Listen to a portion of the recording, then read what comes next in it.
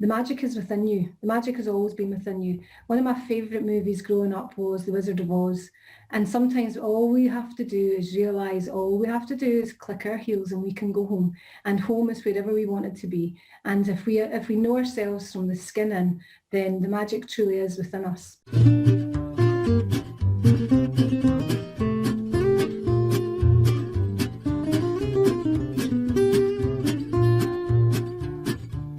Ladies and gentlemen, you are more than welcome to this, another episode of the Coffee at 11 show, brought to you by Wigwam, and this time supported by the Limerick Post, keeping Limerick posted, hashtag Limerick and Proud. Delighted that you've chosen to join us. And in particular, I'd like to welcome Vivian McKinnon, who's joined us all the way from Belfast. And she's here to have a chat with us. Vivian, just cheers, say hello with your coffee mug. Good morning, everybody. Delighted to be here. Thank you for having me. That's wonderful. I love the V on the mug. There you go. Yeah. But I remember being at school and I had a friend and her dad was a doctor and her mum was a teacher, and every day she would get a Mars bar. Now, Mars bars years ago were this size. It might have been my hands were smaller, but I definitely think Mars bars were this size when I was a kid. And sometimes I would get an apple, sometimes I wouldn't get anything. And I remember the very first time I lied and stole and cheated was when I thought, my friend had her Mars bar and I was like, I'm going to steal that Mars bar. And I remember, this is really strategic thinking for a 6 or 7 years old. I'm going to steal that Mars bar. And I'm going to wait and I'm going to be the last person in the queue, because we queue up to go into the school. And as you went into the school, you walked through a corridor, the toilets were on your left, you walked into the classroom, there was a cloakroom bit, and then you went into where the chairs and tables were. And I remember thinking, I'll be the last in. So I made sure I was last in the queue. I got in, everybody put their jacket off. I took my jacket off and I waited till there was nobody watching and I stole the Mars bar. And I said to the teacher, I'm just going up to the toilet. And I remember going into the toilet and having that rush like, oh, I've done something so bad. But it felt like home because it was a secret. And so I went into the bathroom. I ate the whole Mars bar, practically inhaled it, then got the wrapper and hid the wrapper in the cistern. Now the cistern was up high, so I had to stand on the toilet. Again, really strategic thinking for a 6, 7-year-old. And then went back in the class and went, oh my God, what have I just done? And I could feel my heart beating and I could feel my stomach going. But I think that thrill, that, I've done something wrong, nobody knows about it, was kind of what continued a lot throughout my life, was having that rush, that impulsive behaviour that resulted in, oh, I know something you don't know kind of thing. But I remember my friend coming out at break time going, someone stole my Mars bar. And I was going, was it me? Was it me? Was it me? And couldn't look at her for days and days and days. So I remember leaving the hospital and saying, right, that's it, I'm going to change. Now, anybody who's tried to change from any kind of behaviour, even if it's just, stopping eating buns, if it's stopping smoking, it's not as simple as going, I'm going to change. And then you skip off into the sunset and it's all roses and daffodils and glitter from the sky. It would be great if it was, but it's not. So that was in 1999. In 2001, I signed up to do a sponsored walk along the Great Wall of China. Now, I lived with panic disorder at this time. And I was to raise £2,500. And I remember sitting in a bar with an old boyfriend. And this old boyfriend had slept with my best friend. He had stolen money off me, had broken into my house. But he was still a good friend of mine because he didn't reject me. I finished with him. So it was like, the whole thing was just, don't reject me. So I remember sitting chatting to him and he said, you'll never do that. You will never be able to raise £2,500. And I remember looking at him, the back of his head as he was standing at the bar and thinking, I'm going to make you eat your words. I am going to do this and I'm going to challenge. A lot of my life, what I believed was what I'd been taught to believe by the caregivers around me, based on their limited capacity to deal with the things that had happened to them. What I believed that they showed me created my beliefs. And I started kind of looking at the two words and I was kind of going, do you know what? The letters L-I-E are in the middle of both of the words. What if everything I believe is a lie? What if all the beliefs I have about myself are a lie? So do you know, up yours, I'm going to go.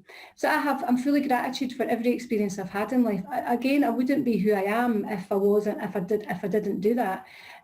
Everybody's here to teach us a lesson, but sometimes we get so caught up on the emotion that we run with the emotion and we take it as ours. And throughout your life, people will give you gifts. People will give you gifts of connection, of being, of love, of joy, of togethers. Like, they'll give you all that stuff and they'll wrap it in silk and they'll put beautiful bows on it. But it's not until you accept it as yours and take it inside that you realise they're sharing their pain, their fear, their guilt, their hurt. By then, it's your shame. By then, you're kind of going, oh, what do I do with this stuff? But through the work that I do and through the experiences I've had and through the insights I've had, I'd be able to almost like unwrap the gifts, look at them and be like, actually, I don't want this anymore. How many times have you been given a gift at Christmas that you've re-gifted, or you've given to the charity shop, or you've went back and swapped? And that's what I've managed to do, is just take these gifts out, look at them, wrap them back up in their beautiful silk wrapping and put their lovely bows back on them and just send them back to the people who gave me them. They gave it me with the best intention, but I have no use for them anymore. Yeah. But we can't go there without you telling us about when Vivian met Gabor. Oh, love Gabor Mate. Absolutely love Gabor Mate. So I use all the skills and the tools that I have to help people to use the life they have to create the life they desire. And I do it in unison with flotation therapy, and that's the RAFT program. So it's reconnection and flotation therapy. Through that, I have quite a lot of links in the trauma recovery world, and I was part of a thing called Emerging Proud, and it's changing the paradigm of mental health. It's looking at, we don't have breakdowns, we have breakthroughs. When people's mental health starts to be deteriorated, why don't we rally around them? Why don't we tell them how amazing and wonderful they are? Why don't we cook them lovely meals? Why don't we go and visit them and take their children to the park for them? No, we don't. We kind of go, oh, well, I don't know what to say, so I'll just leave you in the mire. So part of that, there was a movie, a documentary that was made called Crazy Wise, and it was looking at how early childhood, adverse childhood experiences can really taint who you believe you are as a person and who you believe you are as an adult. And the director for that was a guy called Phil Brogues, and the narrator and the physician that was giving feedback on that was Dr. Gabor Mate. And I was like, wow, because I loved his work. So I was included in an email and his email was on it, and I thought, oh. And so I was like, I really wanted to email and say, I'm your biggest fan, but I thought, nah, it's a bit creepy. So I thought, right, universe, I have this email address. Give me a reason to use this email address. So again, I visualized that something would happen and he would give me, and I put it out there. Within about 6 months, it was announced that the trauma conference was being started in Northern Ireland in 2018. And it was a friend of mine, Clive Corey, who wasn't a friend at the time, he is now. And he was bringing together all of these amazing speakers from all over the world in the world of, trauma recovery, in the world of looking at the parasympathetic nervous system, looking at, all these different things. And Gabor was coming. And I was like, bingo. So I sent an email saying, I hope you don't mind. I got your email from Emerging Proud, and I just thought I would love to invite you to Hydro-Ease and host you here to have a float. Now, Gabor's from British Columbia, and he was one of the most float-rich cities in the world. And he's been offered free memberships and free floats in every float centre and has never gone to them. And so I emailed him, and within seconds, he emailed back saying, dearest Vivian, I would love to attend your float centre. I would love to come for a float. Please get in touch with my PA. So I got in touch with Stephanie, and Stephanie said he's really busy. His itinerary is fully booked. And the day before the float conference started, I was walking through Castle Court in Belfast. It was a lovely summer's day, and I heard my phone ringing. So I pulled my phone out, and I had this number, and underneath it I had British Columbia, Canada. And I thought, there's only one person this can be. So I answered the phone like, hello, like this. And he says, hi, Vivian, it's Gabor Mate. Like I never knew.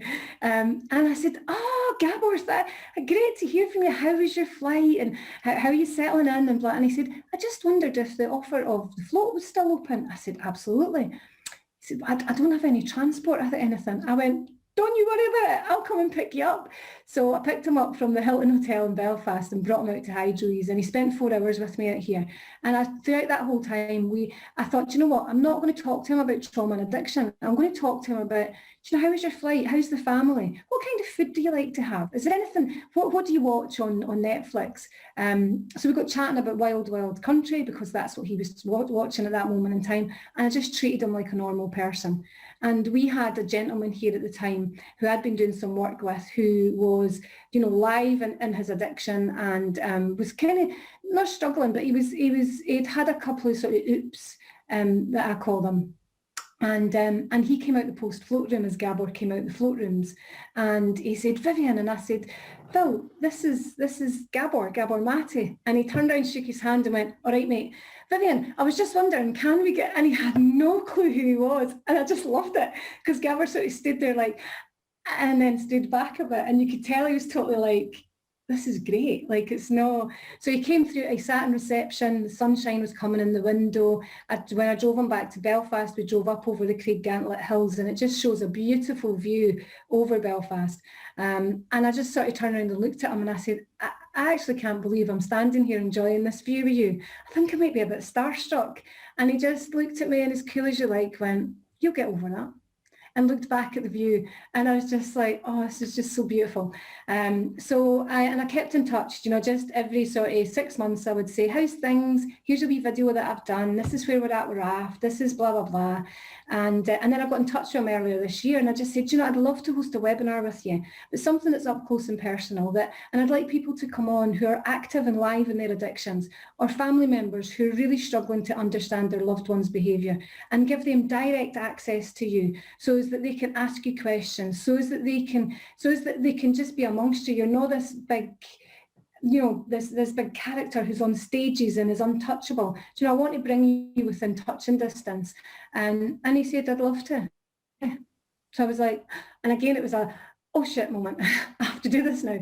So on the 27th of May, I'm doing a webinar with Gabor Mate called When Vivian Met Gabor in the Realm of Hungry Ghosts.